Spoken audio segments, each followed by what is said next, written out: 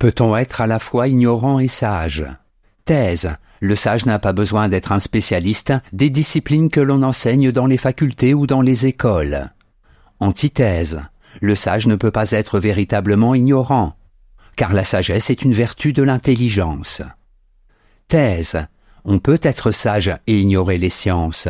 En effet, la sagesse se manifeste dans la solution de problèmes pratiques. Or, bien souvent, le savoir de type scientifique rend inapte à juger dans le domaine du quotidien. Premier argument, le mathématicien n'a pas le sens du réel.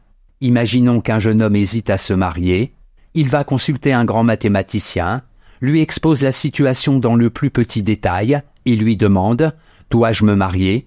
Il est fort probable que le mathématicien refusera de répondre à la question. Et si le mathématicien répond, sa réponse sera suggérée par son bon sens, non par les mathématiques.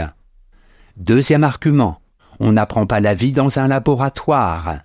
Les sciences de la nature mettent en rapport avec le réel, mais ne donnent que des résultats quantitatifs. Or, dans le domaine de l'humain, les données quantitatives ne suffisent pas. L'essentiel est de l'ordre de la qualité. De plus, physique, chimie ou biologie entraînent des habitudes d'esprit qui ne préparent pas à résoudre les problèmes que l'on pose aux sages. On ne peut juger sagement que par une expérience vécue qui n'a aucun rapport avec l'expérience de laboratoire. Troisième argument, les sciences humaines font de l'homme un objet scientifique. Les sciences humaines tendent à s'aligner sur les sciences physiques et recourent, elles aussi, à l'instrument mathématique. Dans cette mesure, elles se rendent moins aptes à comprendre l'homme du quotidien. Elles ne développent pas les dons qui font le sage. En bref, le savoir ne rime pas forcément avec le bon sens. Pas besoin de connaissances abstraites ou scientifiques pour être sage. La sagesse est indépendante de la science. Antithèse, il n'y a pas de sagesse sans savoir. On ne peut pas être sage sans se connaître soi-même ou sans connaître les hommes. La sagesse est une forme de savoir. Elle implique la connaissance du bien, du vrai, du beau. Premier argument, connais-toi toi-même. Tel est le conseil de sagesse que donnait le temple de Delphes. Le sage connaît l'homme parce qu'il se connaît lui-même. Il aime l'ordre de la pensée. Il sait diriger le jeu intérieur de ses facultés. Le sage donne son avis avec cette forme supérieure du bon sens qu'est le jugement. Deuxième argument, la sagesse est une forme de savoir. Si le sage n'a pas de culture scolaire, il peut être incapable de formuler correctement son savoir. Dans un examen, il peut être inférieur à un candidat qui répète ce qu'il a appris dans les livres. Il est ignorant en ce sens qu'il n'a pas le savoir que l'écolier enregistre. Mais son savoir-faire et l'enseignement qu'il a tiré de son expérience empêchent qu'on le dise ignorant.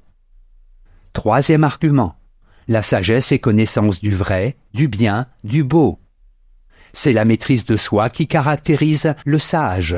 Or, celui qui se domine et se plie aux exigences de la raison ne saurait être ignorant des mécanismes de la machine humaine. C'est précisément parce qu'il connaît ces mécanismes que le sage sait si bien se faire obéir. Il est de bons conseils parce qu'il sait ce qui est vrai, ce qui est beau, ce qui est bien. En bref, la sagesse implique une profonde connaissance de l'homme. Elle est une forme de savoir liée à l'expérience. Elle découle de la connaissance de la vérité. Synthèse. Le sage peut ignorer ce que l'on enseigne dans les écoles, ce qui est demandé aux candidats des concours. Son savoir est d'une autre nature. Il est intégré dans la pratique et dans la vie. Il fait partie de son être.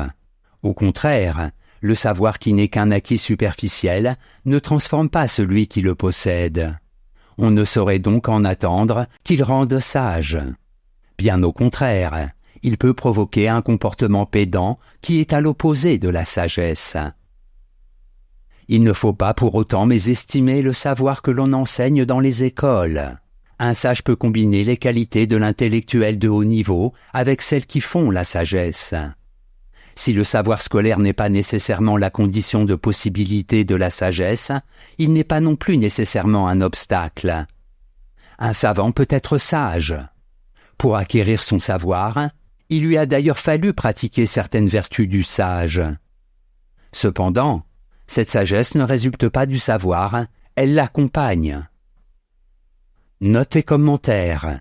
Delphes, le plus grand centre religieux de la Grèce antique, où se trouvaient temples et sanctuaires consacrés à Apollon, dieu de la lumière, des arts et de la divination, et à Athéna, déesse de la pensée et de la sagesse.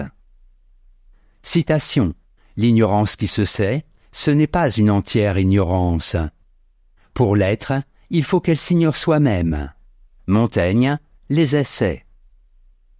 Tous les exercices scolaires sont de sagesse. Il y a autant de périls à les prendre trop à cœur qu'à les mépriser.